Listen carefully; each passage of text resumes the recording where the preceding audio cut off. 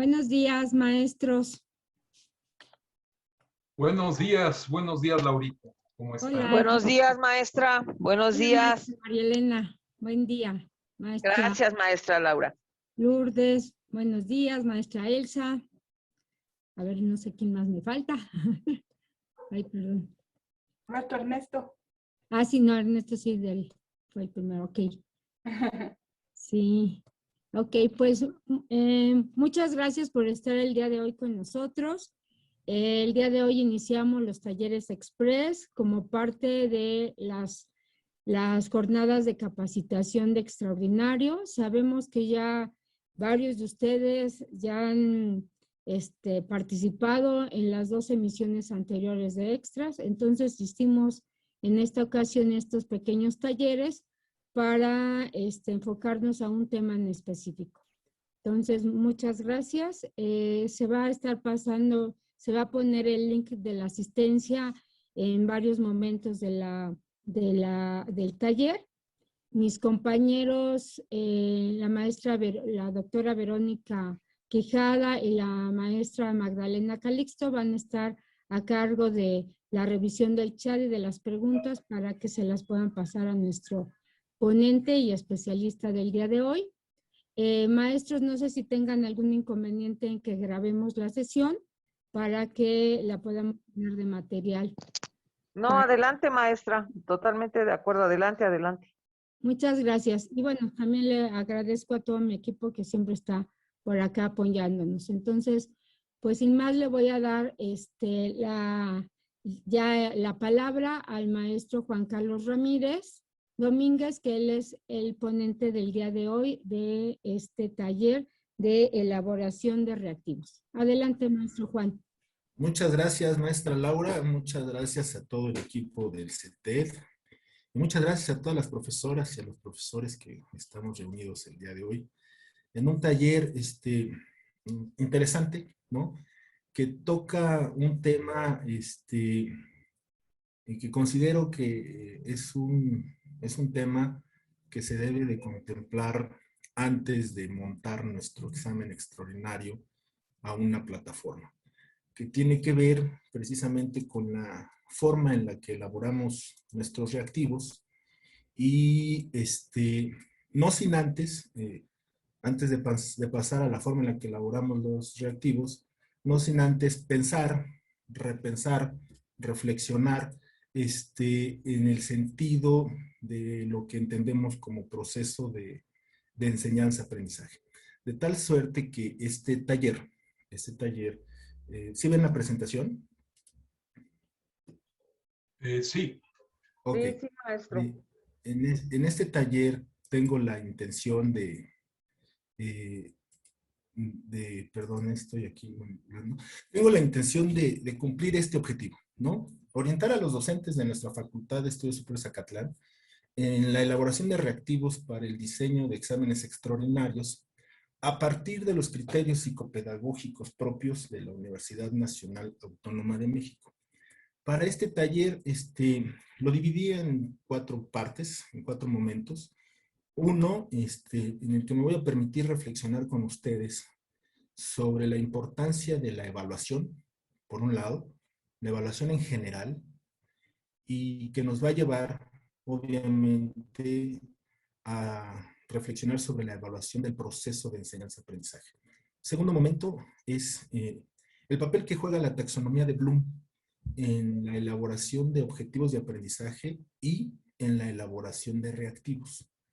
Para posteriormente estar platicando así rápido, comentando con ustedes sobre los criterios básicos que debemos de contemplar esa tarde o esa mañana en la que nos sentamos a redactar reactivos destinados a un examen parcial, final, o en este caso para un examen extraordinario, ¿no? Es un ejercicio que hay que planear, ¿no? Que hay que meditar y hay que acercarnos esa tarde o esa mañana de un conjunto de materiales para poder elaborar reactivos significativos y que promuevan un aprendizaje significativo en los estudiantes y no solamente la memorización de contenidos, ¿no? Para un tercer momento, estar platicando o mostrándoles los tipos de reactivos que suelen utilizarse ¿no? En términos generales, que son estos, ¿no?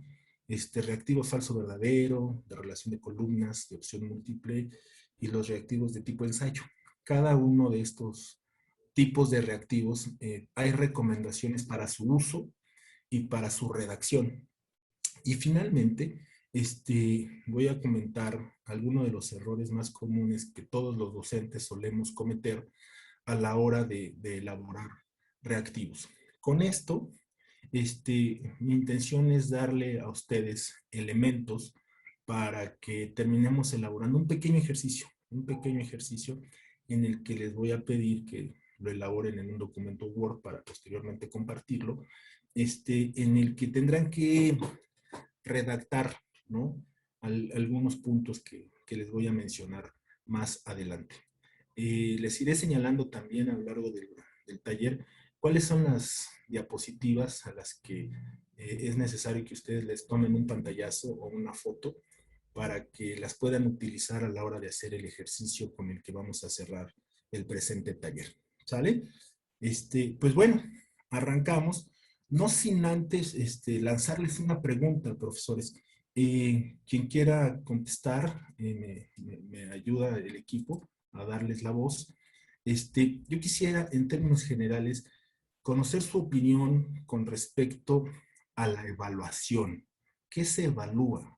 En términos generales, sin pensar en su práctica docente, ¿no? Piensen en su quehacer profesional. Tal vez algunos de ustedes son funcionarios públicos, donde la evaluación es de suma importancia, o tal vez ustedes están haciendo ejercicio, hacen ejercicio de alta competición y tienen que estarse evaluando constantemente. ¿Qué es para ustedes la función qué cumple la evaluación, Ernesto? Gracias. Sí, buenas tardes a todos. Yo pienso que la evaluación tiene que ver con el desempeño que va logrando el alumno en el aprendizaje de contenidos y también el aprendizaje que le permite resolver problemas. Nosotros determinamos qué tipo de problemas va a resolver el alumno, porque si realmente le pedimos muy poco, pues no va a estar el alumno tal vez al nivel. Tendría que hacer un esfuerzo extra de lo que ya sabe, ¿no? Para que fuera significativo su aprendizaje.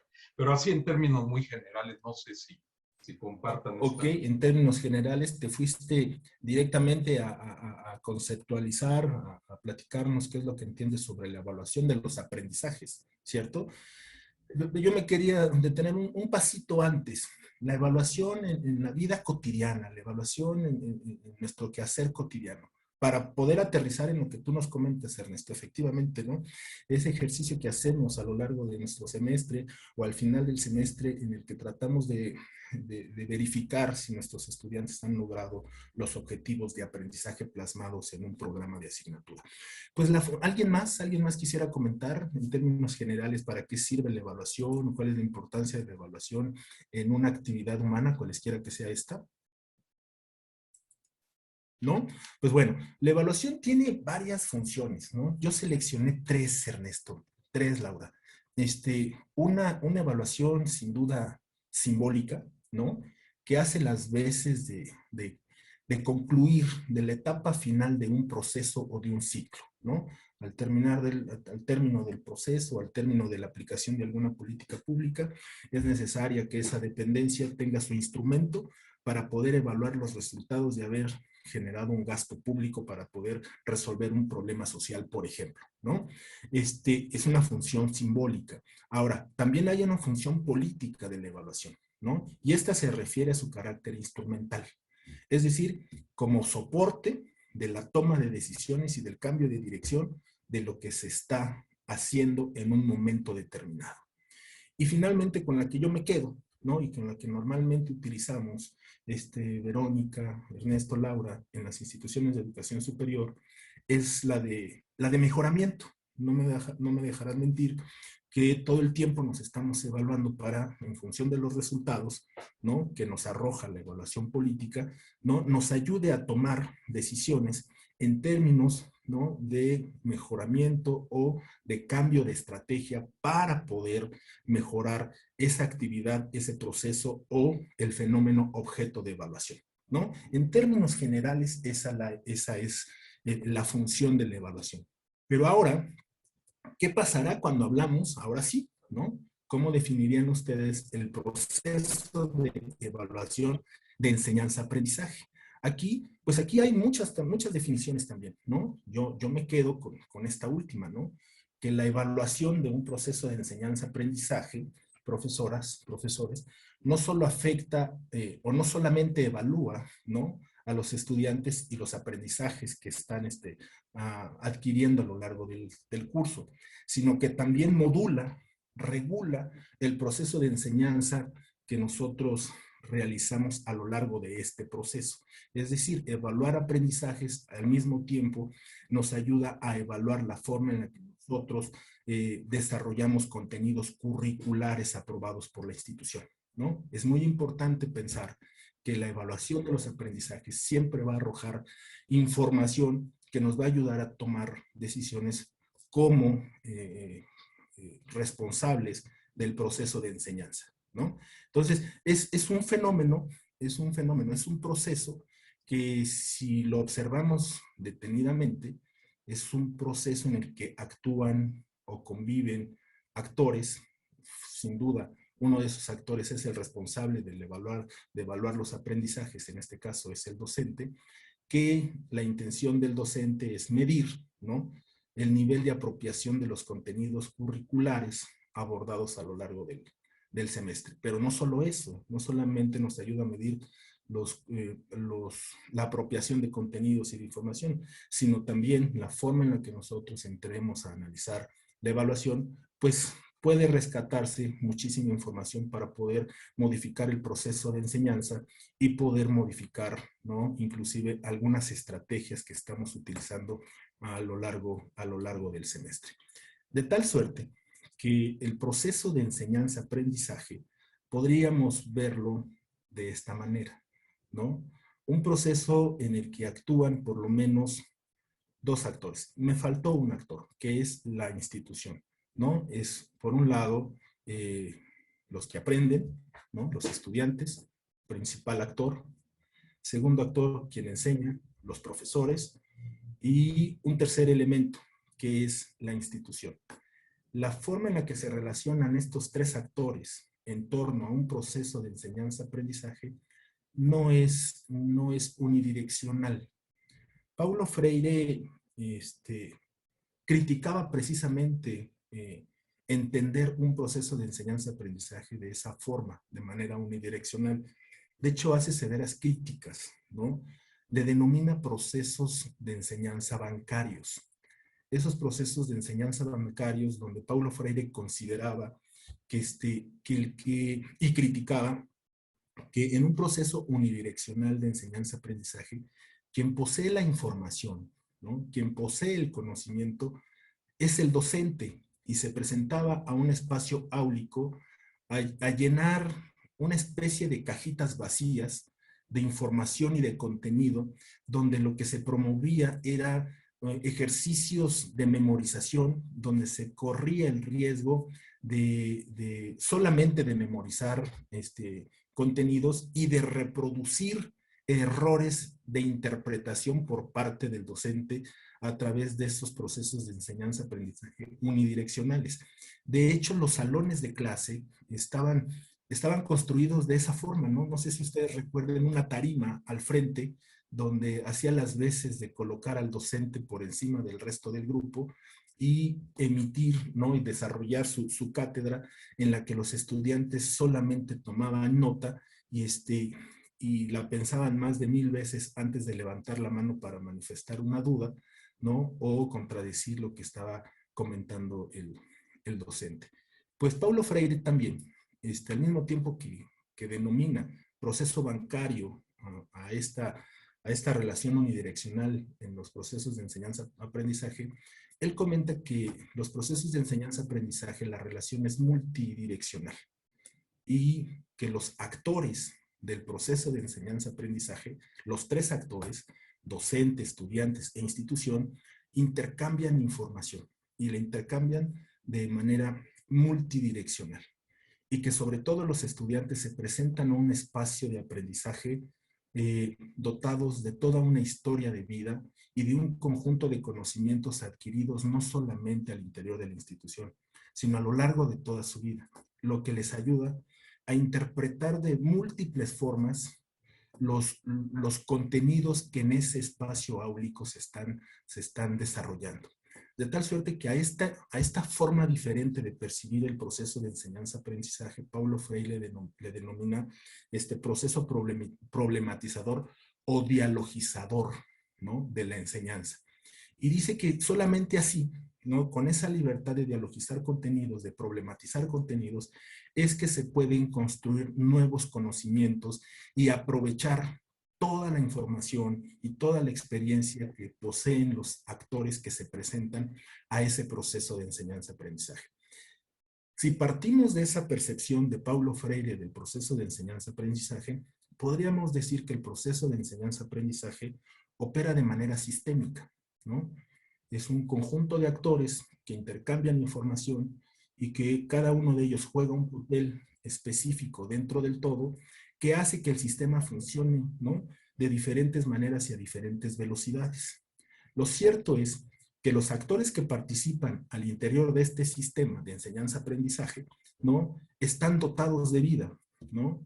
Eso hace que el sistema no sea un sistema cerrado como un reloj, sino que sea un sistema abierto, ¿no?, constituido por seres vivos. Y la mayoría de los sistemas, no es cierto, todos los sistemas abiertos tienen la capacidad de autorregularse, ¿no?, de modificarse. Y se modifican en función de la información que comparten al interior del sistema y sobre todo de la información que proviene del exterior del sistema. Y estamos viviendo ahorita un caso ejemplar, ¿no? Información, eventos que están sucediendo fuera de las instituciones, fuera de los sistemas, fuera de los procesos de enseñanza-aprendizaje, que nos están haciendo, ¿no?, al interior de los procesos, como actores, que nos autorregulemos y depende, ¿no?, del tipo de legislación, del tipo de información, de la forma en la que se distribuye la información, la velocidad con la que los subsistemas nos autorregulamos, ¿no? Lo cierto es que lo que usamos para autorregularnos, ¿no?, para transformarnos, son estos elementos. Está el proceso de enseñanza-aprendizaje y tenemos una especie de cinturones, ¿no?, que es el marco legal de la institución y posteriormente lo que interviene en el proceso de enseñanza-aprendizaje, lo que se modifica a diferentes velocidades en función de la información que se intercambia entre quien aprende, quien enseña y quien dirige la institución. Entonces, los elementos que se van o que nos ayudan o a través de los cuales nosotros mutamos o nos adaptamos a la circunstancia, pues son los objetivos de aprendizaje incluidos en nuestros planes de estudio, posteriormente en cada uno de nuestros programas de asignatura. Los contenidos que están incluidos en los programas de asignatura también se ven alterados, ¿no? Hay que ver con cuánta flexibilidad se cuenta para poder alterarlos o poderlos modificar. Las estrategias de enseñanza, que son esas que estamos planeando todas las semanas, todos los días antes de presentarnos al salón de clase, los recursos y los materiales didácticos con los que vamos a desarrollar los contenidos y finalmente, profesores, la evaluación, ¿no? Una evaluación que es menester considerarla no como un final, como un fin del proceso, como una actividad mecánica o una actividad administrativa, sino como un elemento más de todo el proceso de enseñanza-aprendizaje, con la misma importancia que tiene los objetivos, con la misma importancia que tienen los contenidos y con el mismo tiempo que le dedicamos a preparar la clase para preparar, ¿no?, el instrumento de evaluación que vamos a emplear para verificar si nuestros estudiantes se han apropiado de los conocimientos que nosotros queremos que se apropien. Ahora, la evaluación del aprendizaje, pues sí, tiene un sinfín de instrumentos de evaluación. Es verdad, existen muchos instrumentos de evaluación.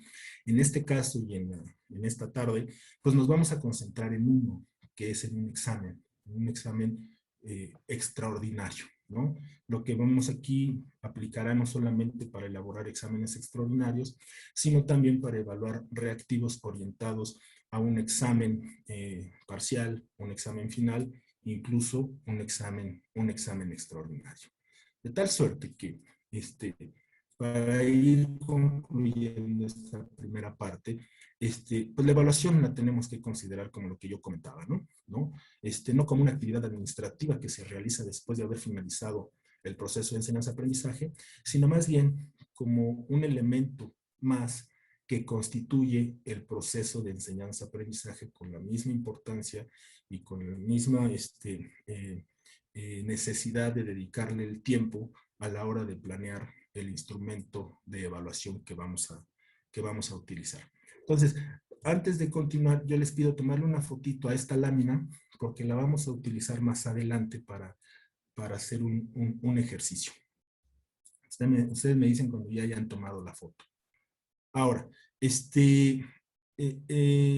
hay que entrar a recoger estos elementos que he comentado hasta este momento para empezar a ver cómo percibimos nuestro examen extraordinario, y que este examen extraordinario muchas veces no tiene la congruencia que debería de tener cuando una vez que lo aplicamos leemos los reactivos y recogemos los comentarios de los estudiantes y decimos, bueno, ¿qué pasó? ¿Qué faltó? ¿Qué le sobró al examen extraordinario? Que parece ser que hay un porcentaje de estudiantes que no entendieron las instrucciones o que no entendieron los reactivos, ¿no? Por ejemplo, fíjense, con relación a los objetivos, si un objetivo específico del programa de la asignatura nos dice que el alumno debe de recordar cierto tipo de información, pues lo que debemos de evaluar en el examen es precisamente que el alumno pueda recordarla, no si puede explicarla. Muchas veces nosotros en el examen redactamos un reactivo que va orientado a explicar cierto contenido sin contemplar lo que está establecido en el objetivo de aprendizaje, ¿no? Por otro lado, si el objetivo establecía que el alumno debe ser capaz de generalizar un concepto, pues eso es precisamente hacia donde debemos de llevar nuestro reactivo, y no si el estudiante logró o no logró memorizar ese concepto, ¿no? Con relación a los contenidos, por un lado, no se debe de incluir temas que no están contemplados en el programa de asignatura, ¿no? Y por otro, el examen debe de abarcar la mayor parte de los contenidos que sí están contemplados en el programa de asignatura, ¿no? Con relación a los recursos, ¿no? Y a las orientaciones que se dieron a lo largo del semestre, la evaluación del aprendizaje debe ser congruente. Esto quiere decir que debe ser congruente con la forma en la que los contenidos fueron enseñados, o bien, para el caso de estas modalidades híbridas que estamos por experimentar, con los recursos y las orientaciones que se dieron a los estudiantes para que estudiaran de manera independiente a través de una plataforma. Si las orientaciones didácticas que se les ofrecieron a los estudiantes implicaban que el estudiante solamente identificara las ideas principales de los textos o que elaboraran resúmenes o que contestaran cuestionarios, no podríamos formular cuestionarios, no sería congruente formular reactivos donde al estudiante se le solicite que sea capaz de explicar, ¿no? O emitir juicios de valor con respecto a ciertos contenidos donde las orientaciones didácticas que se le dieron al estudiante nunca lo capacitaron para emitir juicios de valor en un reactivo, ¿no? La importancia tiene que ver con el tiempo que nosotros le dedicamos a los contenidos, ¿no? En términos prácticos, se refiere a ese número de clases que le asignamos a ciertos temas a lo largo del semestre. Todos nos sentimos más cómodos con algunos temas que con otros, y es en esos temas donde dedicamos más horas clase para el desarrollo de esos contenidos. Si es el caso, el examen extraordinario o el examen parcial o final debe de incluir reactivos, o el mayor número de reactivos deben de estar diseñados en función de esos temas a los que se les dedicó más tiempo a lo largo del semestre, y no al revés, no dedicarle gran cantidad de reactivos a esos temas en los que casi no los desarrollamos o no profundizamos en ellos a lo largo del semestre, ¿no? De tal suerte que Si nosotros contemplamos todos estos elementos, nos lleva a pensar, antes de elaborar un reactivo, ¿cuál es el objetivo? ¿Cuál es el objetivo de aprendizaje de mi asignatura? ¿Cuál es el nivel cognitivo que se le demanda al estudiante en mi asignatura? Y no solamente en mi asignatura en términos generales, sino a la unidad que estoy desarrollando o de la unidad de la cual quiero extraer los reactivos, quiero cuestionar, hay que tomar en cuenta el nivel taxonómico, el nivel de cognición que se le demanda al estudiante, y para ello se utiliza en la UNAM todavía la taxonomía de Bloom. Existen otras taxonomías, como la taxonomía de Marzano, pero hasta ahorita la mayoría de los programas de asignatura, sus objetivos de aprendizaje siguen basados en esta taxonomía, y la bondad, lo que intenta esta taxonomía, es explicar lo que los educadores queremos que nuestros estudiantes sepan, ¿no? Facilitando su organización en términos jerárquicos, desde conocimientos menos complejos hacia los más complejos. Los programas de asignaturas suelen tener objetivos que han sido redactados de las primeras unidades con niveles de cognición menos complejos y estar concluyendo la materia, la asignatura, con objetivos de aprendizaje más complejos. Eso sucede al interior del programa de asignatura y también sucede conforme vamos pasando de semestre, ¿no? Los niveles de cognición con los que se redactan los objetivos de aprendizaje de las materias de los primeros semestres usan verbos de los primeros niveles de cognición, y las últimas materias, ¿no? Las optativas, sus objetivos de aprendizaje suelen ser más complejos y se le demandan ejercicios cognitivos a los estudiantes más complejos. ¿Y cuáles son los niveles, ¿no?, que maneja la taxonomía? Son estos, ¿no? Son 6 niveles de comprensión, ¿no? Conocimiento, comprensión, aplicación, análisis, síntesis y evaluación, ¿no? Es importante tenerlos presentes a la hora de elaborar reactivos, ubicar mi materia, en qué nivel de cognición se encuentra, ubicar la unidad de la cual quiero yo extraer reactivos para elaborar mi examen extraordinario, ver en qué nivel de demanda se encuentra para poder yo pasar y proceder a la elaboración de reactivos, esos reactivos que yo escoja en función de las características de estos reactivos.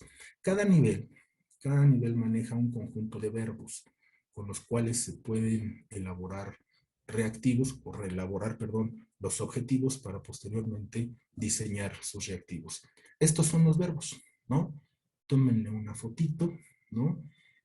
Donde cada nivel de cognición tiene una familia de verbos con la cual nos vamos a permitir redactar objetivos, ¿no? Para posteriormente planear todo nuestro proceso de enseñanza-aprendizaje, en el que están incluidos nuestros instrumentos de evaluación, como es el caso de reactivos para un examen extraordinario, ¿sí?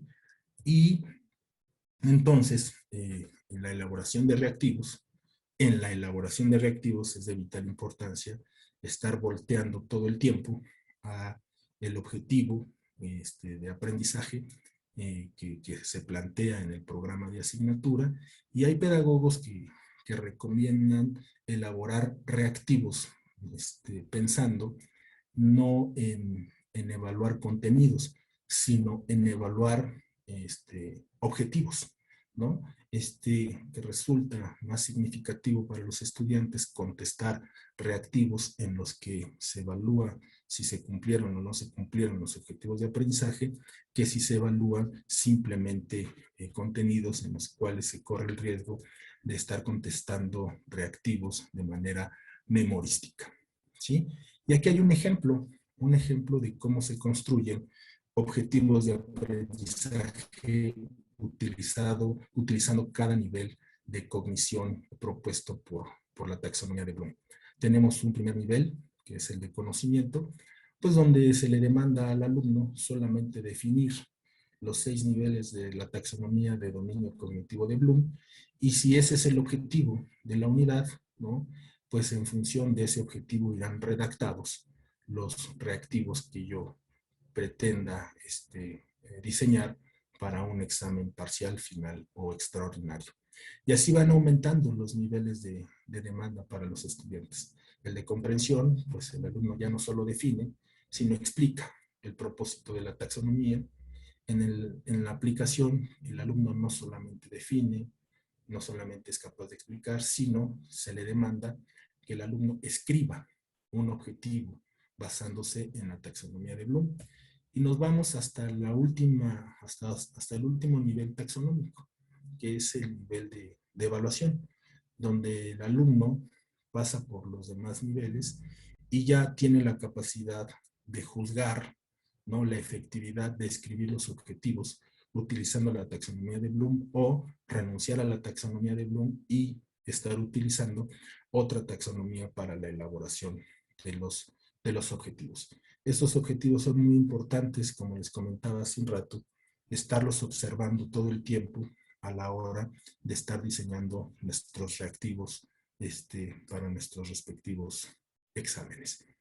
¿Cuáles son los criterios psicopedagógicos que debemos de contemplar para elaborar, ¿no?, reactivos? Les comentaba, ¿no? En primera instancia hay que acercarnos de materiales, los materiales necesarios antes de ponernos a construir un examen, ¿no? ¿Cuáles son? Nuestro programa de asignatura, ¿no? Averiguar cuál es el objetivo general del programa de la asignatura, los objetivos particulares de las unidades y los objetivos específicos de los temas, ¿no? Con esos primeros objetivos nos damos, ¿no?, un buen panorama de cómo empezar a redactar nuestros reactivos. Después hay que contemplar la complejidad de los contenidos, ¿no?, en función de lo anterior, del nivel taxonómico. También hay que contemplar la naturaleza de los contenidos de nuestra asignatura y la carga horaria que se le ha asignado al desarrollo de cada uno de los temas, ¿no?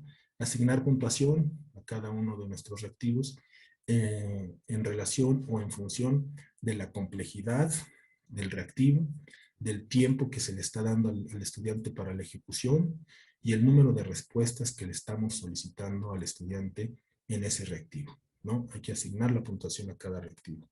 La claridad en la redacción es importante, ¿no? La claridad en la redacción de las instrucciones, ¿no?, que debe de seguir el estudiante a lo largo del examen. Y la claridad en la redacción de cada uno de los reactivos. Estos deben de estar planteados de manera precisa, en un lenguaje sencillo y apegado a todo el marco conceptual que se utilizó a lo largo de la asignatura. No significa renunciar al lenguaje, a la jerga especializada de cada disciplina o de cada ciencia que nosotros estamos enseñando. Significa cumplir con las reglas básicas de la sintaxis en la que el estudiante pueda entender de manera clara y precisa las instrucciones y lo que se le está demandando en cada uno de los reactivos. Y tenemos varios tipos de reactivos. Vamos a ver algunos. A ver, vamos a darle tiempecito que cargue. ¿Sí lo ven? Sí, Juan Carlos. ¿Sí? Sí. Ok. Tipos de reactivos, ¿no? Tenemos, como comentábamos en la introducción, 4 tipos de reactivos, ¿no?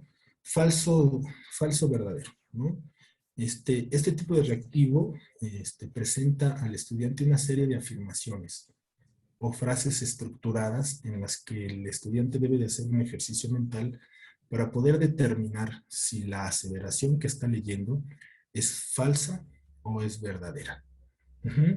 Es muy importante redactar oraciones en forma afirmativa, ¿no? Hay que evitar en este tipo de reactivos utilizar palabras como algunos, generalmente, puede, siempre, nunca, con el propósito de que el estudiante no infiera la respuesta, ¿no? Hay que verificar que las afirmaciones no presenten encadenamientos con otros reactivos. Esto es importante porque si el examen va a ser aplicado a través del uso o a través de la mediación de tecnologías, recuerden que las plataformas tienen la propiedad de barajar las respuestas, ¿no? O los reactivos, ¿no? De manera aleatoria. Y si nosotros encadenamos los reactivos, puede presentarse el alumno a leer un reactivo en el que esté un poquito descontextualizado, de tal suerte que los reactivos deben ser independientes uno de otro, ¿no?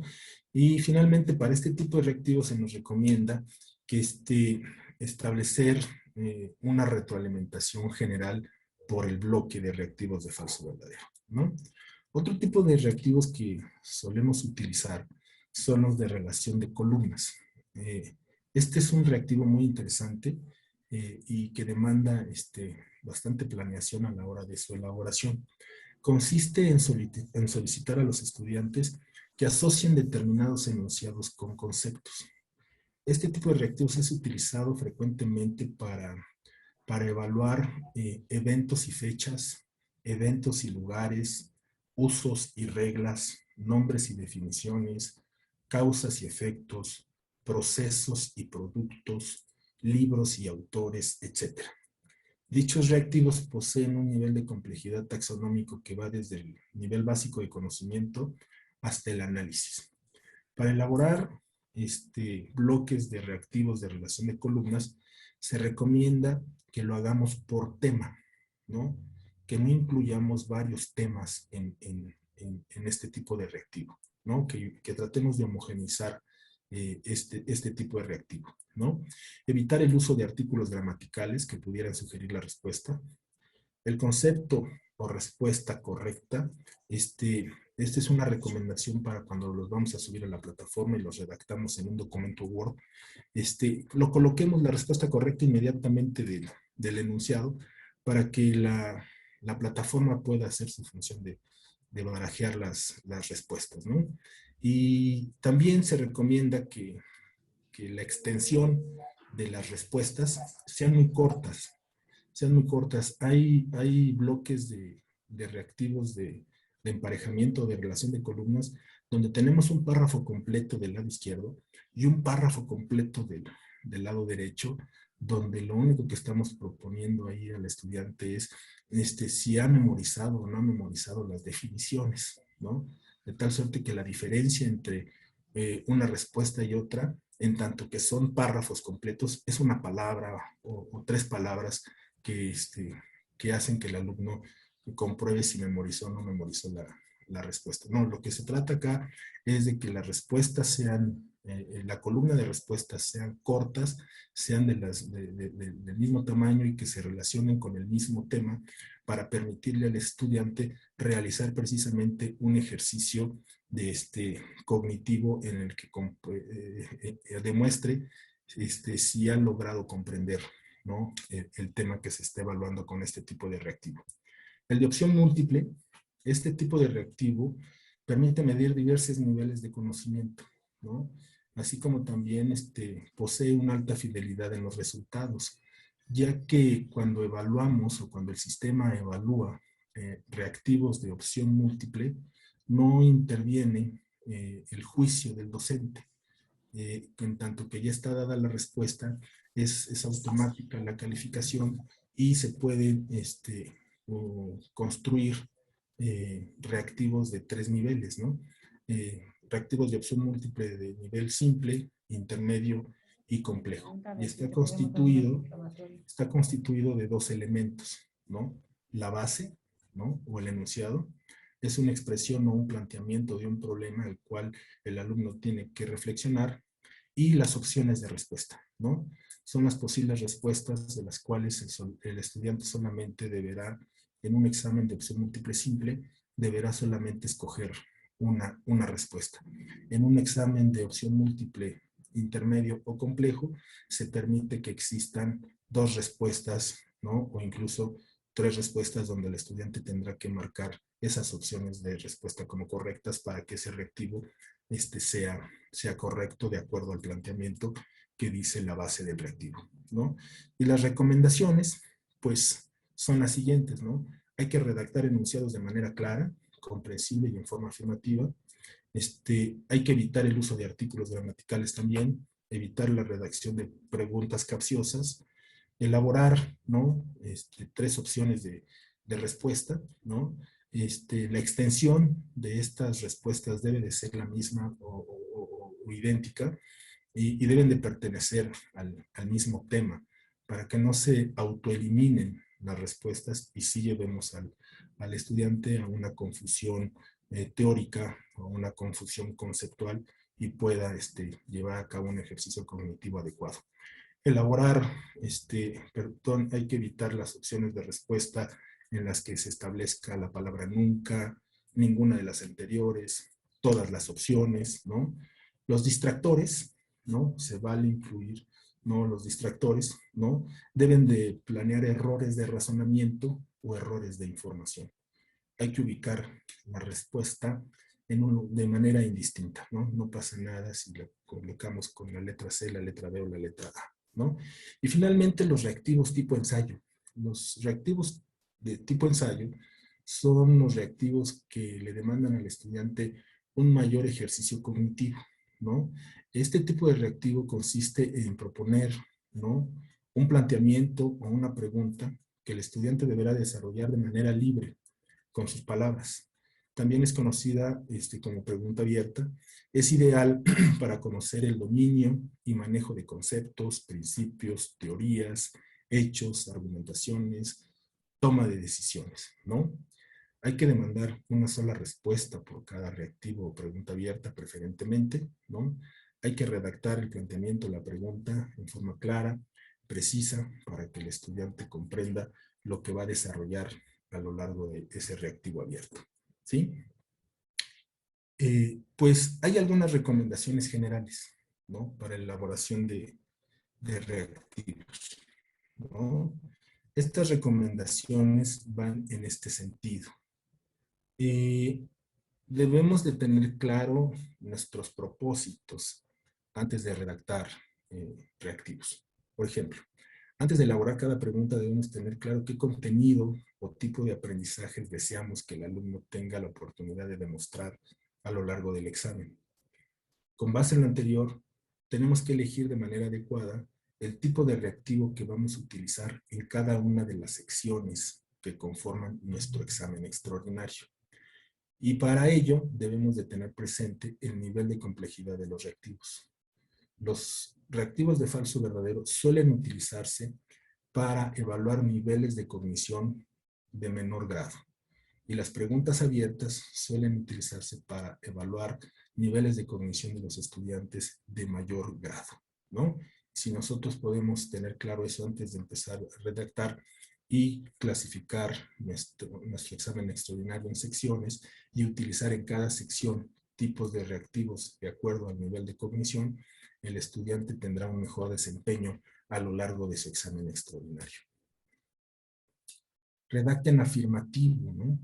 Para el caso de opción múltiple, las preguntas deben redactarse preferentemente en forma de afirmación.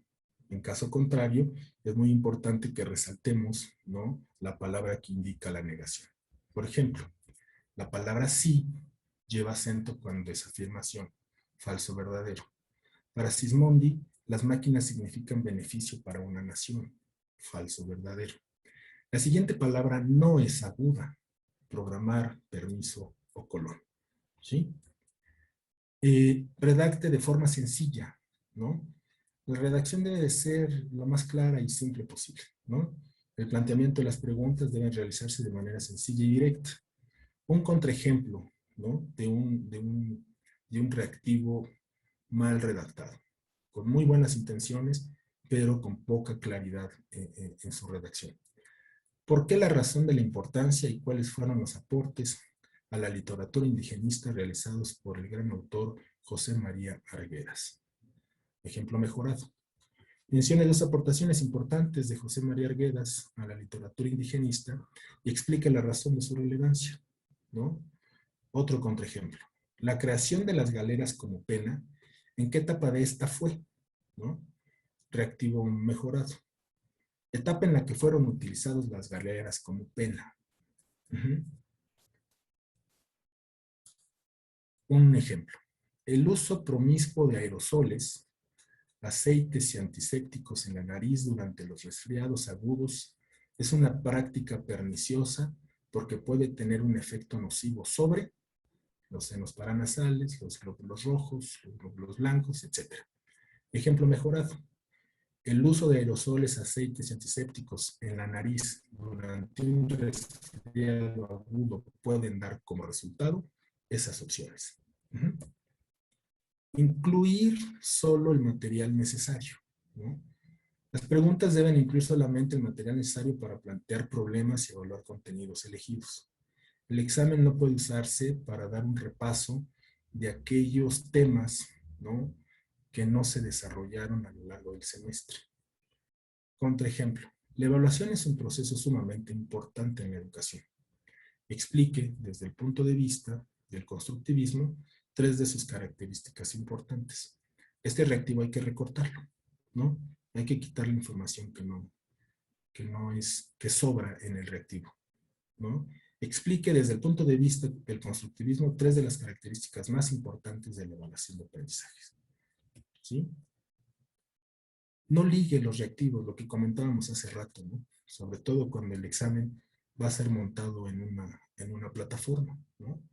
El contenido de todas las páginas electrónicas que se encuentran en Internet son confiables. La información de la página web de la FES Acatlán también lo es, ¿no? Están ligados estos reactivos, ¿no? El contenido, los ejemplos mejorados pues son el contenido de todas las páginas electrónicas que se encuentran en Internet son confiables. La información de la página web de la FES Acatlán es confiable. Y una práctica muy común, ¿no? Pues no copiar del libro, ¿no? Es importante evitar en la medida de lo posible el citar literalmente los textos. Copiar los textos en los reactivos favorecería la memorización no comprensiva de contenidos, ¿no? Hay que evitar en la medida de lo posible este tipo de reactivos, ¿no? Y también hacer de nuestro examen extraordinario ese instrumento de evaluación que nos permite efectivamente evaluar la apropiación de los contenidos por parte de los estudiantes y que nos arroje información para poder evaluar el proceso de enseñanza que nosotros desarrollamos a lo largo del semestre, ¿no? Y para ello, pues, hay que evitar hacer de nuestro examen, pues, una trivia. ¿Y cómo logramos esto? Pues, incluyendo contenidos trascendentes en nuestros reactivos. Los reactivos deben de evaluar aspectos importantes y relevantes de la asignatura. Este es un error especialmente común en los reactivos tipo falso, verdadero y de opción múltiple, ¿no? Por ejemplo, ¿no? Jean Piaget nació el 9 de agosto de 1896. Suele ser un reactivo común, ¿no? Preguntar fechas, ¿no? Pero Piaget tiene aportaciones más importantes, ¿no?, en la psicología infantil y como epistemólogo fundamentalmente. Y pues podríamos generar, si así nos lo permite el contenido de la asignatura, el siguiente reactivo, que explica la posición de Piaget con respecto al lenguaje y señala cuál es la relevancia para el aprendizaje de lenguas extranjeras, ¿sí? Considere el tiempo, hay que considerar el tiempo de respuesta de todo el examen. Mientras más extensas sean las preguntas y las opciones de respuesta, más tiempo le tomará al estudiante responder todo el examen. Debemos diseñar un examen que pueda ser contestado en el tiempo que nosotros hemos establecido para su solución. Por cada minuto que nosotros necesitamos para resolver nuestro examen, ¿no?, para resolver cada uno de nuestros reactivos, el alumno necesitará al menos 3 minutos por cada uno de los reactivos que nosotros hemos planteado, ¿no? Esto con la intención de que el estudiante tenga el tiempo suficiente, ¿no?, y exista congruencia entre la complejidad de los reactivos que hemos diseñado y el tiempo con el que cuenta el estudiante para desarrollar el examen extraordinario al que se va a presentar, ¿no? He concluido. Quiero que hagamos un ejercicio, pero no sin antes contestar algunas de sus preguntas, ¿no? Pasamos al ejercicio. Bueno, básicamente, Perdón, el maestro. profesor Ernesto González Rubio Canseco tiene la mano levantada. Sí, adelante. Hola, ¿qué tal, Juan Carlos? Sí. Un gusto estar aquí en este taller. Realmente muy, muy clara la explicación. Sin embargo, bueno, hay dudas, ¿no? Yo, por ejemplo, del área de sociología y de filosofía, pues las preguntas son muy abiertas. A veces, pues nos decepciona mucho este tipo de preguntas cerradas cuando el alumno tiene que reflexionar, argumentar, discutir. Y bueno, yo he implementado, y no sé si sea bueno, una especie de rúbrica, porque a veces la pregunta abierta deja al alumno pues en la indefensión de decir, pues es que yo di lo de todo y tenía idea, pero usted me calificó mal. Entonces siempre es el vaivén de las preguntas abiertas, ¿no? Yo a veces ya he recurrido a semiestructuradas, en parte, ¿no? Logrando esto, pero no es fácil, ¿eh? Estar aplicando exámenes de preguntas abiertas y bueno, yo he aplicado algunas rúbricas que pues sí han guiado, han orientado al alumno. Quisiera saber la opinión de ustedes sobre esto. Fíjate que planteas algo muy interesante, ¿no? Qué bueno que me contextualizas y me comentas que partes de la filosofía y de la sociología en la que aparentemente el reactivo más recomendado para estas disciplinas o ciencias son los reactivos abiertos.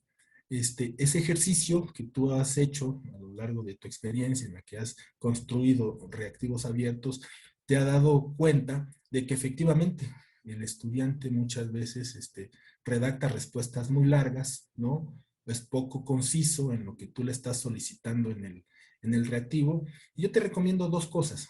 Una, habría que revisar tal vez la forma en la que está siendo redactado el reactivo abierto.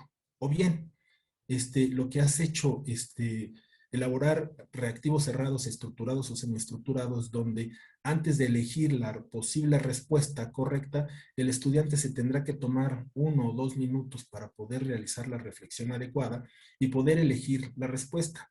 Fíjate que esa es una muy buena opción. Considero que estás haciendo lo correcto, no sin antes también permitirnos revisar tal vez en algún momento alguno de los reactivos que planteas en un examen extraordinario de pregunta abierta, pero yo creo que el reactivo estructurado o semiestructurado, que se conocen también como reactivos complejos o intermedios, son un buen reactivo que incluso también empiezan a ser utilizados de manera frecuente, Ernesto, en materias como filosofía analítica, ¿no? O filosofía de la ciencia, en la que están constituidos de reactivos complejos, donde aunque son de opción múltiple, el estudiante se tiene que tomar su tiempo antes de seleccionar la respuesta correcta, e incluso cuando se enfrentan a este tipo de exámenes se les permite que entren con papel y lápiz para poder hacer algunos desarrollos matemáticos o algebraicos para poder seleccionar la respuesta correcta en un reactivo, aunque es cerrado, es intermedio o complejo. Sí, muchas gracias. Por ejemplo, en lógica, ¿no? Exactamente. No se llega al resultado, sino que se le pide una hoja donde él muestre todo el proceso que llevó a cabo, porque si no, qué fácil, ¿no? Puede copiar o puede llegar al resultado por alguna operación. Y fíjate que ese tipo de exámenes, Ernesto, dan cuenta de que quien está elaborando ese tipo de reactivos está contemplando todas las etapas del proceso de enseñanza-aprendizaje, es decir, los objetivos, el tema, los contenidos, las estrategias de enseñanza que se utilizaron, los materiales didácticos que se utilizaron y que se le hicieron llegar a los estudiantes, para concluir efectivamente en la selección del reactivo y en el diseño del reactivo de manera adecuada. Entonces, la evaluación es una tarea que hay que pensarla, hay que planearla y hay que darle su tiempo, esa tarde completa, esa mañana completa para elaborar 5, 10 reactivos bien estructurados. Muchas gracias. De nada, muchas gracias por la pregunta, Ernesto. ¿Alguien más? Elsa. Juan Carlos, ¿cómo estás? Bien, bien, buenas tardes. Espero que sí se escuche porque Ajá, tengo mi internet un poco aquí con problemas. Mira, el punto número uno es que, bueno, coincido contigo que hay que hacer un poquito de inducción y de deducción para hacer las cuestiones de los reactivos, ahí estoy de acuerdo. Otra es que yo te voy a pedir un favor, no sé si se nos va a compartir este video porque como la inestabilidad que tengo te oigo entrecortado y cosas así. Sobre todo cuando dijiste que la imagen, tomáramos la imagen, yo estaba haciendo el formulario, entonces pues ya pasó la imagen y ya la perdí. Justo en ese momento estaba haciendo el formulario de la asistencia. Entonces, bueno, número uno, que si nos puedes compartir los videos. Número dos, si puedes retomar la imagen. Sí. Y bueno, pues número tres, yo coincido con esta parte de hacer, doy geometría al espacio, lógica y muchas de estas cosas en donde se tiene que ver no solo el proceso analítico, sino también el proceso de pensamiento lógico. Entonces, y geométrico incluso. Entonces tienen que hacer uso no solo de una herramienta electrónica para demostrar el conocimiento, y lo hago en varias fases. Con eso apoyo a que el alumno, si no sabe manejar una herramienta, pues lo hace sobre otro elemento. Entonces, de alguna manera, mido un conocimiento a veces en tres tipos de reactivo. Si el alumno equivoca en una, entonces significa que hay otras opciones en las que puedo medir su conocimiento. Era eso nada más, Juan No, Carlos. pues Muchas gracias. maravillosa experiencia, maestra Elsa, porque pues da cuenta de que te tomas tu tiempo para diseñar tu examen, ¿no? Contemplas la mayor cantidad de elementos que conforman el proceso de enseñanza-aprendizaje, y no tengo duda de que los resultados que obtienen tus estudiantes en esos exámenes que tú elaboras te retroalimentan para poder regular tu proceso de enseñanza. Es correcto. Ok, no se Sí. preocupe, maestra, porque vamos a compartir entre los profesores que estamos aquí, vamos a compartir el video, vamos a compartir una guía que elaboré en formato PDF, y un formatito para hacer un ejemplo, ¿no? Entonces, si no hay más preguntas, yo me gustaría tomarme unos 10 minutos con ustedes para, para poder desarrollar un ejemplo. Un ejemplo, ¿sí ven la pantalla? ¿Sí ven la presentación? Oye, Juan, perdón Sí, la vemos. que te moleste, pero hay una pregunta en el Sí, sí chat se ve. ya desde hace ratito. Sí. Bueno, es una observación del profesor José Carlos Barceló. Dice, un problema aquí, que cuando estabas hablando de los diferentes reactivos, es que los alumnos que presentan el extraordinario, a veces son de hasta 11 profesores diferentes. Entonces, es como muy difícil saber cómo fue el proceso de su grupo. Es correcto. Sí, es una realidad que complejiza la elaboración de un examen extraordinario. Tratando de buscar soluciones y salidas a esta realidad, es que se nos recomienda hacer uso del programa de la asignatura. Del programa de la asignatura para poder desarrollar nuestro examen extraordinario. También ahí viene otro problema, profesor, que el programa de asignatura cambia, ¿no? Muy probablemente el estudiante obedece a un plan de estudios anterior, donde la materia incluso ya no se llama igual, ¿no? Se logró ahí una equivalencia, tienes una materia con un nombre distinto, donde el coordinador de esa licenciatura decidió y el colegiado decidieron que esas eran materias equivalentes, y hay que desarrollar el examen extraordinario en función del programa de la asignatura, y ahí se nos amarra un poquito de pies y manos, porque pues tenemos que hacer uso de ese programa de asignatura y de la bibliografía con la que cuenta ese programa de asignatura, y muchas veces esa bibliografía pues data de una temporalidad bastante larga. Sí, tiene razón, profesor. Sí es un problema, ¿no? Al cual tenemos que atender como sistema, como subsistema de educación superior público, ¿no? Ok, el ejercicio que quisiéramos en estos 5 minutos, ¿no? 10 minutos si ustedes quieren, es ¿no? Que en un documentito Word, para que ahorita nos lo compartan algunos de ustedes, poner el nombre de la asignatura que imparten, ¿no? El semestre de la asignatura en el que se encuentra, el semestre en el que se encuentra la asignatura, el nombre de la unidad que ustedes están pensando extraer un reactivo. Esa unidad tiene varios temas. Escoger el tema. Permitirse, utilizando esta taxonomía, y ahorita se las ponemos en pantalla, permitirse redactar un objetivo específico, ¿no? Que nos platiquen un poquito de la estrategia con la que suelen desarrollar ese tema, ¿no? Los recursos y materiales que le acercan a sus estudiantes, y finalmente el reactivo o los reactivos que ustedes estarían diseñando para ese tema en particular, ¿no? Yo creo que si nos tomamos 5 minutitos para hacer un primer ejercicio, ¿no? Una primera aproximación a esa tarde o a esa mañana en la que nos vamos a sentar a redactar nuestros reactivos para nuestro examen extraordinario, sería padrísimo leernos ahorita y retroalimentarnos entre todos. ¿Qué les parece? Buenas tardes a todos.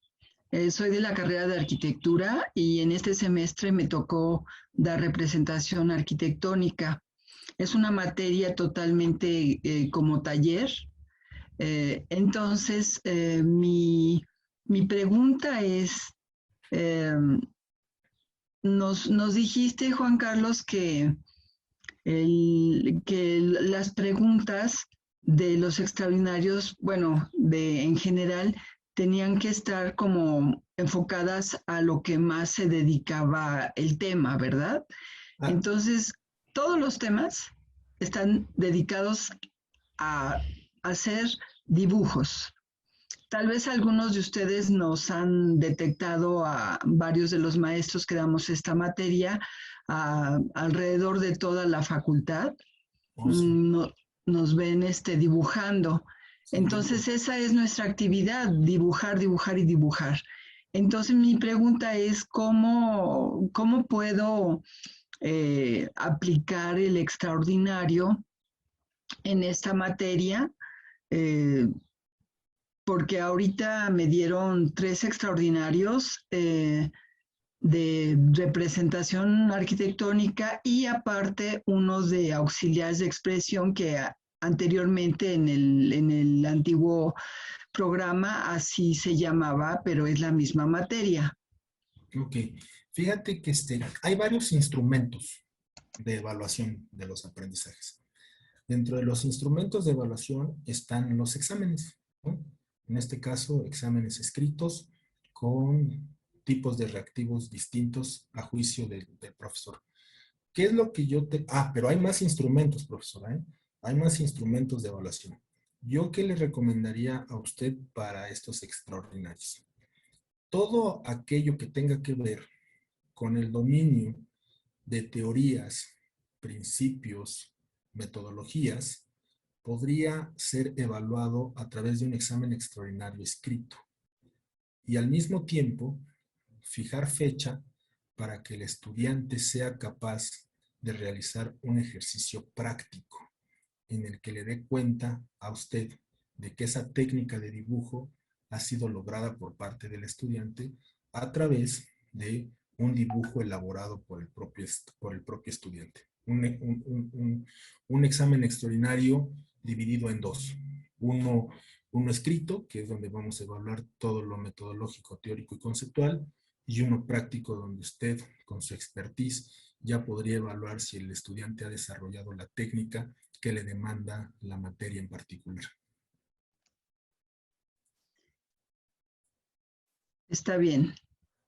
Gracias. De nada, maestro. Hay una pregunta del maestro Ángel Danís. Sí. Es de cuestión práctica. Él comenta que es profesor de la carrera de Derecho. Sí. Y los exámenes que su compañera profesora regularmente elaboran es de opción múltiple. Entonces la pregunta es, ¿cuánto tiempo se debe otorgar para que el alumno realice la respuesta por cada pregunta? Gracias. Por cada pregunta hay que analizar el nivel de complejidad en el que se encuentra la asignatura y en el que se encuentra en qué semestre está y el nivel de complejidad de los objetivos del programa de asignatura, y analizar el nivel de complejidad con el que fueron redactados los reactivos, ¿no? Y una vez evaluado eso, podemos determinar el tiempo, ¿no? Normalmente se da 30 segundos, 45 segundos por reactivo, dependiendo de la complejidad del reactivo, de tal suerte que 60 minutos para contestar un examen no es suficiente. De preguntas cerradas.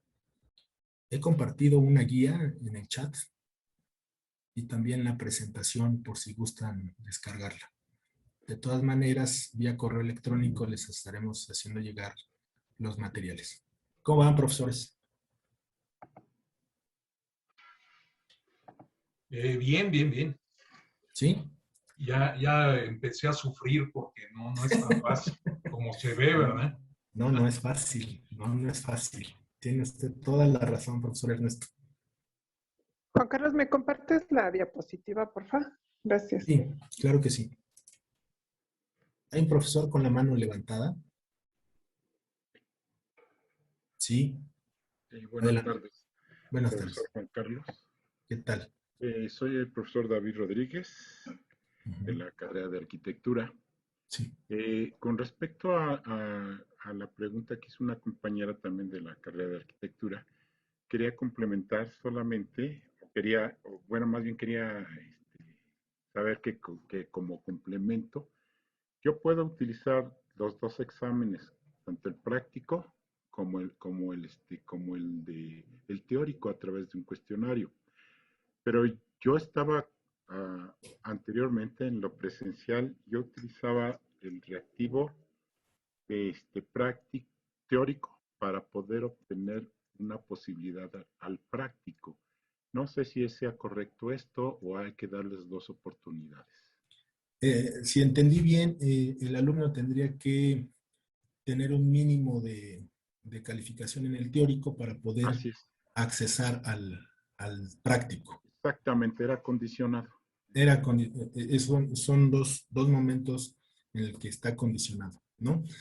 Podríamos resolver el tema con ponderaciones, profesor, ¿no? Sí. ¿Qué ponderación le asignarías al teórico y qué ponderación le asignarías al práctico? Mira, sin ser arquitecto, ¿no? Y no dedicarme a nada de eso, corrígeme si me equivoco, existen alumnos con muy buena técnica a la hora de hacer trazos y hacer dibujos y muy probablemente con poca capacidad retentiva, ¿no? De retención a la hora de contestar un examen teórico o conceptual. Dependerá de su criterio, profe, de qué es a qué le da más peso usted. Y esto se podría solucionar con ponderaciones y al final sumarlas y sacar el promedio del estudiante.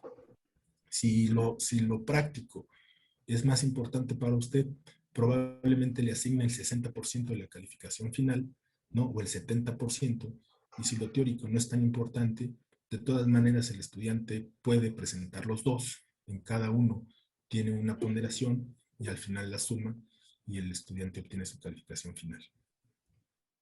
Entonces, profesor Juan Carlos, ¿considera que había que dar mejor las dos opciones y no condicionarlo? Porque en realidad para dibujar se necesita tener conocimiento. Dibujarás muy bonito, pero si no tienes conocimiento de los elementos, pues no sabrás qué dibujar. Sí, hay que darle la oportunidad al estudiante de presentar, de desempeñarse en los dos exámenes, ¿no? Con ponderaciones distintas cada uno de ellos. Muchas gracias, profesor. Sí, de nada. Perdón, Juan. De todos modos, maestro, si quiere saber cómo se hace la restricción, ¿no? Si quiere que del examen teórico, si tiene una cierta calificación cierta calificación, ¿no? Pueda accesar a la otra parte del examen que es más práctico. El día viernes vamos a tener un taller sobre restricciones avanzadas, entonces ahí le podríamos explicar. Nada más llene otra vez el formulario para que le mandemos la liga de la sesión, por favor. Y ya me inscribí a la sesión. Perfecto. También. Entonces, ya me inscribí desde el inicio. Perfecto, maestro. Entonces por allá lo esperamos y allá le resolvemos esa parte. Ok, gracias. Sí. Profesor Raimundo. Buenas tardes. Buenas tardes. Soy Raimundo Fernández y pertenezco a la carrera de arquitectura. Escuchaba hace un momento que hablaba usted, maestro, de que las respuestas se pueden, digamos, calcular más o menos a razón de un minuto, en fin, que una hora sería más que suficiente para contestar un examen de tipo preguntas directas o, en fin. Mi duda es esta, no sé si ustedes me la puedan resolver. Vamos, de todos modos, la quisiera yo plantear aquí. En arquitectura nos han insistido en la división y en el programa de arquitectura en que los exámenes extraordinarios, la UNAM los tiene programados para durar 2 horas. 2 horas. Yo en 40 años o más que llevo en la docencia, nunca me he tomado esas 2 horas porque pues, es demasiado tiempo.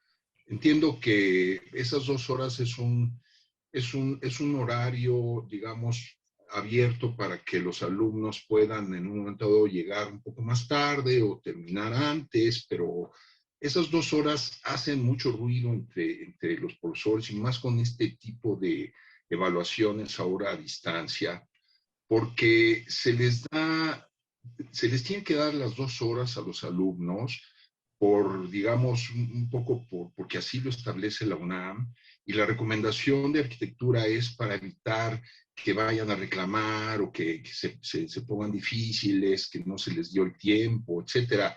Yo los exámenes suelo elaborarlos para que las respuestas sean rápidas, máximo 1 minuto, 2 minutos.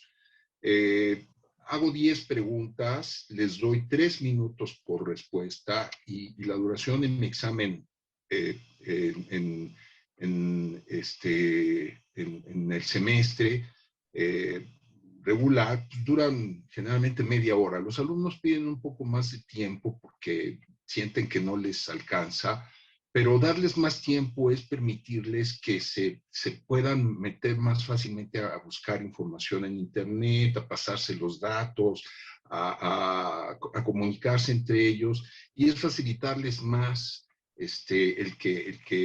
lo que ya de por sí hacen, que es copiarse, que es pasarse información, que es bajar información de Internet, etcétera. En un examen extraordinario, pues esas 2 horas son prácticamente dejarles abierto todo el tiempo para que el examen traten de resolverlo de 1000 maneras. Y no sé si sea obligación, como efectivamente nos lo piden en arquitectura, tenerles que dejar esas 2 horas, o si con la media hora o 3/4 de hora o 1 hora fuera más que suficiente. No sé si eso contravenga o no lo que establece la legislación universitaria. En fin, no sé si me pudieran ustedes aclarar esto. Muchas gracias. Ok. Te contestaré desde mi particular punto de vista y como lo hago yo. Yo respeto la legislación universitaria y le doy 2 horas a los estudiantes para que lleguen a presentar su examen. Sin embargo, quien diseña el examen extraordinario, quien conoce la complejidad de ese examen extraordinario, quien se tomó el tiempo para contemplar los objetivos generales de la asignatura, los objetivos particulares de las unidades y los objetivos específicos de cada uno de los temas que estoy evaluando en un examen extraordinario, soy yo. En el ejercicio de mi libertad de cátedra, yo determino los 60 minutos para que los estudiantes contesten su examen extraordinario, porque seguí todos los criterios psicopedagógicos establecidos por la UNAM para la elaboración de reactivos, ¿no? Estoy dando 3 minutos por cada minuto que me lleva a mí contestar ese examen o ese reactivo, ¿no? De tal suerte que cuando sumo los minutos que a los estudiantes les debe de llevar les debe de implicar para contestar el examen extraordinario, ese es el tiempo que yo asigno. Entonces, el estudiante cuando llega, si el examen es de 6 a 8 y llega a las 7:45, sabe que le restan 15 minutos para contestar un examen que fue programado de 60 minutos, ¿no? Yo así lo hago, profesor, y creo que no estoy incurriendo con ninguna falta con la legislación universitaria, porque al estudiante se le está permitiendo al cuarto que termine el periodo que se le dio, contestar su examen extraordinario. Mire, me ha dado una gran respuesta, la verdad. Le agradezco mucho, maestro. Yo creo que voy a hacer lo mismo, porque efectivamente esas 2 horas es permitirles demasiado tiempo para que puedan ellos copiar, en fin. Le agradezco mucho, maestro, por su respuesta. A su orden, profesor. Gracias, maestro. Profesor Martín. Sí, buenas tardes a todos.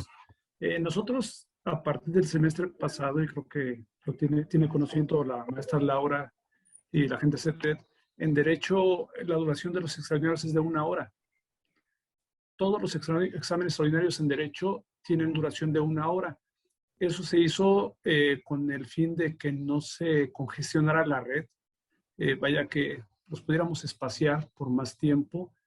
Checamos el Reglamento General de Exámenes y en ningún apartado señala que tengan que darse 2 horas para un examen extraordinario. Entonces, se programan exámenes de 1 hora y ya el examen está abierto durante ese lapso de 1 hora.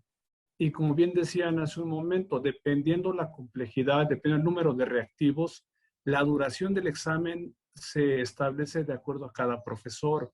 Si el profesor hace 10 reactivos de verdadero o falso, el tiempo que le va a asignar a los alumnos para que contesten el examen, pues dependerá de eso. A lo mejor les da 20 minutos. O sea, son 2 tiempos, son 2 temporalidades distintas. Una es la temporalidad en la que está abierto el examen, que es de 1 hora. Exacto. Y otra es la que ya específicamente tiene el alumno a partir de que se conecta al examen, que puede ser de 20 minutos, de 30 minutos, de 40 o de los 60 minutos, si es que el examen reviste esa complejidad.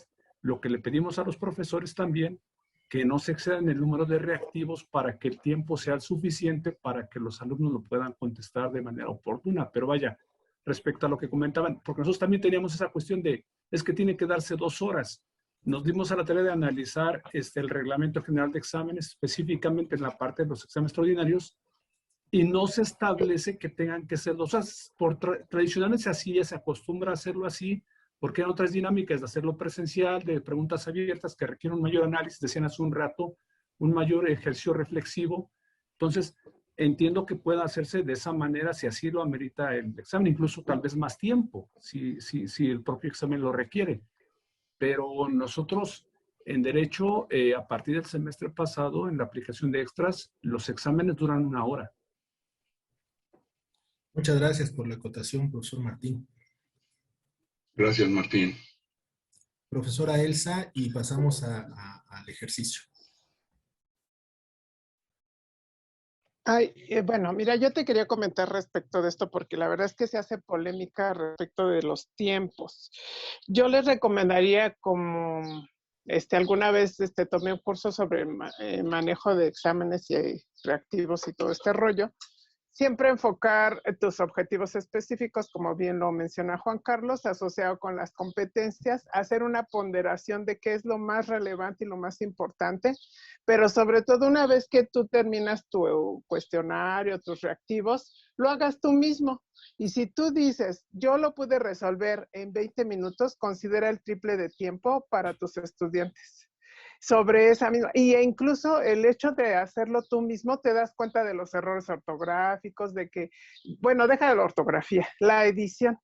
Dices, híjole, esto como que ni siquiera yo lo entiendo, a lo mejor el estudiante me va a contestar otra cosa, me va a poner algo que ni me estoy pidiendo. Entonces te sirve a ti de referencia del tiempo estimado que va a llevarse tu estudiante. Entonces, si la UNAM independiente nos dice son 2 horas, pues tú considera que tú lo resolviste en una tercera parte del tiempo que lo va a llevar a cabo tu estudiante. Y tú siempre solicitar de acuerdo a lo que realmente quieres medir, o sea, qué conocimiento quieres medir en el estudiante. Porque hay reactivos que los alumnos se tardan media hora y le das 1 punto a algo que ni tenía relevancia, ¿no? Entonces, nada más tener en cuenta eso. Gracias, Juan Carlos. Muchas gracias, Elsa. ¿Me permite preguntar algo, maestro? Sí. Es Enrique de la Rea. Sí, adelante. Sí, mire, la experiencia en exámenes extraordinarios en forma presencial lo que hemos venido haciendo es, para saber que el alumno sabe la respuesta, buscar un listado de preguntas muy concretas y pedirles que contesten inmediatamente la pregunta. Por ejemplo, si son 10 preguntas, se les dicta la primera pregunta y entonces contestan. Se les da un tiempo considerable, no sé, puede ser hasta 3 minutos o lo que necesiten, ver que ya están, ya contestaron todos en ese tiempo, y se pasa a la segunda y contestan. La pregunta es si esto es posible que en alguna forma lo podamos aplicar en este sistema. Pediría el apoyo de los tecnólogos, si podemos emplearlo en la plataforma SEA. Sí, el maestro Juan, si quiere, sí se puede, maestro, en las configuraciones básicas del examen, tipo cuestionario de preguntas abiertas o cerradas, si uno le pone en la secuencia de preguntas para que no se regrese a la pregunta anterior, sino que continúe, sí, sí se puede hacer. Juan, ¿por ahí estás? En preguntas y respuestas, maestra. Mande. En preguntas y respuestas. No, cuando uno configura en la plataforma SEA, cuando uno configura el examen, el cuestionario como recurso, ahí en las configuraciones, ahí viene alguna nota de poner una sola pregunta que se le visualice al estudiante y que ya no pueda regresar a la pregunta anterior. Entonces, si él ya la pasa, ya no puede regresarse. Entonces, creo que esas dos características en la configuración harían que esta misma simulación de lo que hacemos en presencial. Sí, es que esto también sucede porque muchas veces, por ejemplo, la cuarta pregunta está respondiendo lo que se preguntó en alguna forma en la segunda. Y eso sí es importante, que no pueda regresar, porque si ya contestó algo, ya está. Entonces, ¿esto sí lo permite?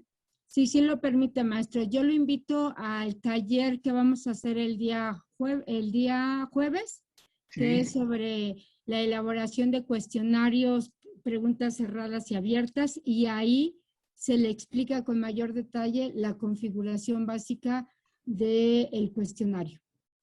De acuerdo, muchas gracias. Sí, maestro. Ok, para concluir, profesores, pues vamos a leer a un par de compañeros. ¿Te parece bien, Ernesto, si empezamos contigo? Y si quieres, sí, cómo no. ¿Puedes compartirnos tu pantalla? Cómo no. Pues ahí está algo que se me costó mucho trabajo. El nombre de la asignatura es Epistemología 2, se lleva en cuarto semestre de filosofía. El nombre de la unidad son Antecedentes de la filosofía trascendental en el siglo XVIII. Y luego es explicar los juicios analíticos y sintéticos, ese sería el objetivo específico. En la parte introductoria de la estética trascendental, es una parte del libro de la crítica de la razón pura. La estrategia de enseñanza es proponer ejemplos de juicios, ahí sí ya me confundí en estrategias, proponer ejemplos de juicios analíticos y sintéticos para problematizar al alumno en cuanto si queda agotado el predicado en el sujeto o no, en este carácter lógico, ¿no? Si es de naturaleza universal o particular. Recursos y materiales didácticos, pizarrón y marcadores para pizarrón, reactivos para el examen, nada más un reactivo puse, pero son dos como instrucciones, ¿no? Para el alumno. Uno es identifique un juicio analítico o uno sintético, o sea, él va a decidir a través del siguiente ejemplo que está más abajito. Y se explique de acuerdo con la teoría de Kant por qué es analítico sintético. O sea, no solamente decirnos que es analítico sintético, sino darnos el por qué, ¿no? El ejemplo es todo soltero es no casado. Y ahí la respuesta indicada que tendría que explicar el alumno es que se trata, bueno, identificar que se trata de un juicio sintético, porque lo que predicamos acerca del sujeto, es decir, de todo soltero, no queda agotado en él. Hay personas no casadas que pueden ser viudos y no necesariamente solteros. Por ende, es un juicio contingente y no necesario. O sea, puede parecer un ejemplo muy sencillo, pero sí hace pensar al alumno, ¿no?, en esta relación loca. Pues a mí se me ocurre ese, ¿no? Pero sí costó trabajo porque ya veo errores, ¿no?, en cuanto a la redacción. Claro, claro.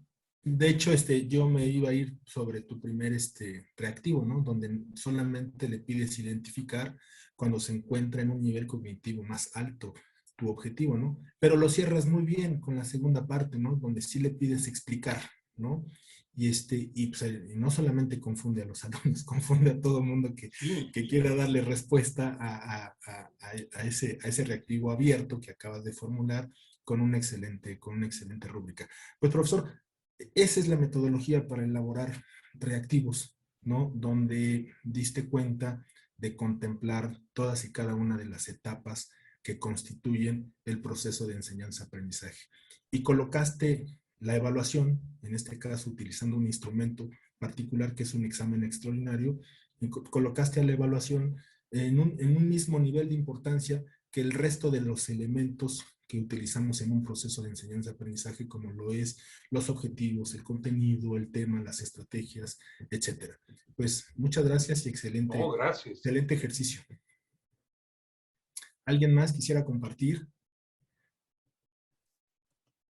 ¿O lo selecciono dedocráticamente? ¿No? ¿No se animan, profe José Carlos? No escuchamos su audio. Sí, a ver, si quiere ahorita, nada más de que me cerró la puerta y ya. Sí, claro. Profesora Alejandra Cimental. Sí, claro, comparto. ¿Sí? Es que aquí tenemos obra. Perdón, ¿puedo hacer una pregunta antes de que exponga el maestro José Carlos?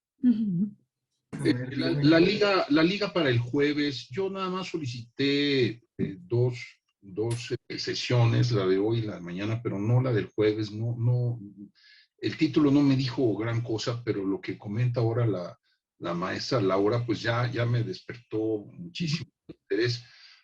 ¿La liga es la misma para el jueves? No, maestro, le voy a pedir si me pone aquí en el chat su correo electrónico y le mandamos la liga. Laura, muchísimas gracias. De nada. Adelante, profe. Bueno, pues lo estoy poniendo un poquito más grande. Nombre de la asignatura, Derecho Internacional Privado, semestre cuarto. Nombre de la unidad, Introducción al Derecho Internacional Privado. Tema, contenido del Derecho Internacional Privado. Objetivo específico. Ay, me fui para abajo. El alumno distinguirá, déjame poner esto acá. ¿Para qué sirve estudiar el Derecho Internacional Privado? Mediante el reconocimiento de su contenido y objeto de estudio. Al concluir el estudio, el alumno precisará el concepto y áreas de estudio del Derecho Internacional Privado, distinguiendo los conceptos del Derecho Internacional Público y Privado. Y bueno, lo que puse después fue el objetivo general que tengo yo de esa parte de mi plan de estudios, pero no es el objetivo específico, ya aquí ya lo había pegado para tenerlo como un resumen propio. En cuanto a las estrategias de enseñanza, lecturas, mapas conceptuales y cuestionario de autoevaluación. Y aquí puse cómo lo tengo diseñado el trabajo individual para esa parte de la unidad, un control de lectura, especificando las fechas y todo, y el cuestionario de cierre, que es un breve repaso de todo lo que se ve en la unidad, no solamente de ese apartado, y un reactivo para el examen, que tiene que ver con esa parte de la unidad. Instrucciones, lea cuidadosamente y ponga dentro del paréntesis F cuando sea falso o B cuando sea verdadero, según corresponde.